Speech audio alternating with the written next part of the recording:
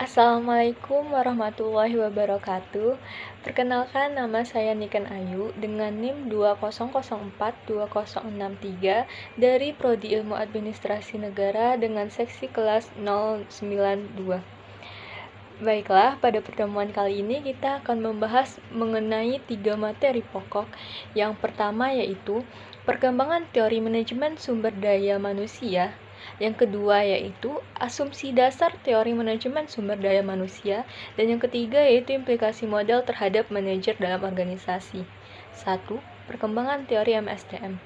A. Teori manajemen klasik atau manajemen ilmiah yang dikembangkan oleh Frederick Winslow Taylor. Teori ini menganalisa bahwa pekerjaan dapat dianalisa secara ilmiah, pekerja dapat dipilih secara ilmiah, dengan pelatihan dapat memastikan pekerjaan dan pekerjaannya harus sesuai dengan hubungan manajemen. Pekerja harus ramah, kooperatif, dan juga produktif. B. Teori organisasi klasik oleh Henry Fayol dan Max Weber. Fayol mengidentifikasi fungsi utama manajemen sebagai perencanaan, keorganisasian, kepemimpinan, dan pengendalian. Weber mengklasifikasikan organisasi sebagai struktur wewenang yang karismatik, tradisional, dan legal rasional. C. Teori transisional. Teori ini mengemukakan bahwa sumber daya manusia dalam manajemen dan pendekatan klasik berlaku pada hubungan kerja, faktor-faktor sosial dalam pekerjaan termasuk kerja tim, gaya kepemimpinan, dan sistem informal dalam organisasi. D. Teori perilaku. Ia menerapkan penelitian kepribadian dalam seleksi pegawai, desain pekerjaan, dan program pelatihan, sementara Elton Mayo mengenalkan hubungan manusia dalam organisasi, studi terhadap kepuasan pegawai akan kebutuhan dan produktivitasnya. E. Teori kuantitatif oleh Douglas McGurk. Fokusnya adalah ukuran outcome dari sistem tugas dan pekerjaan termasuk di dalamnya jadwal produksi, konsekuensi, dan strategi produktivitas. F. Teori sistem. Mereka mengemukakan organisasi sebagai penyatuan sistem dengan input dan output yang spesifik. Gambaran pentingnya termasuk interaksi antara tugas, teknologi, lingkungan, dan mekanisme kontrol.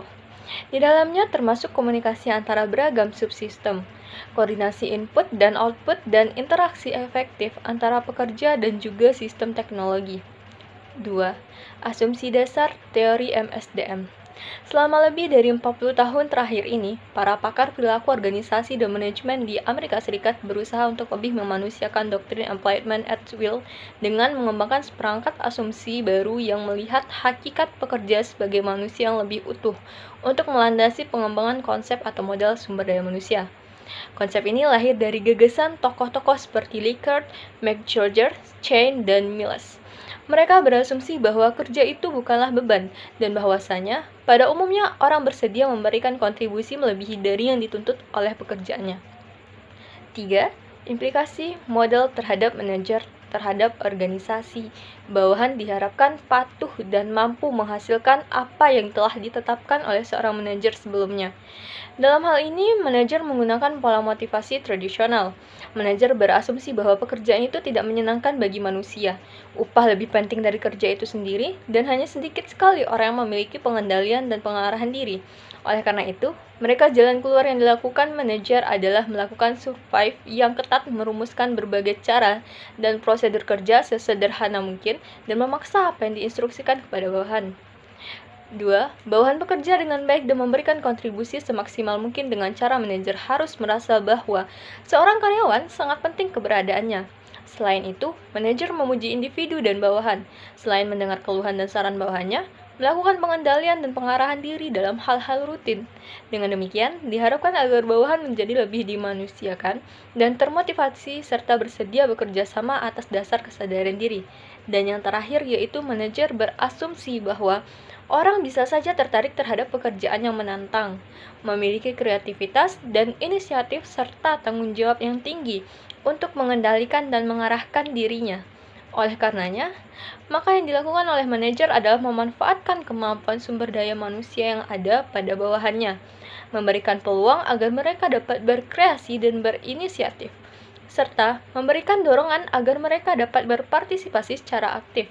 Oleh karena itu, diharapkan terjadinya tanggung jawab yang lebih tinggi di kalangan bawahannya, sekaligus terjadi perbaikan efisiensi dan peningkatan kepuasan kerja. Baiklah, sekian materi yang dapat saya sampaikan. Terlebih dan terkurang mohon maaf. Assalamualaikum warahmatullahi wabarakatuh.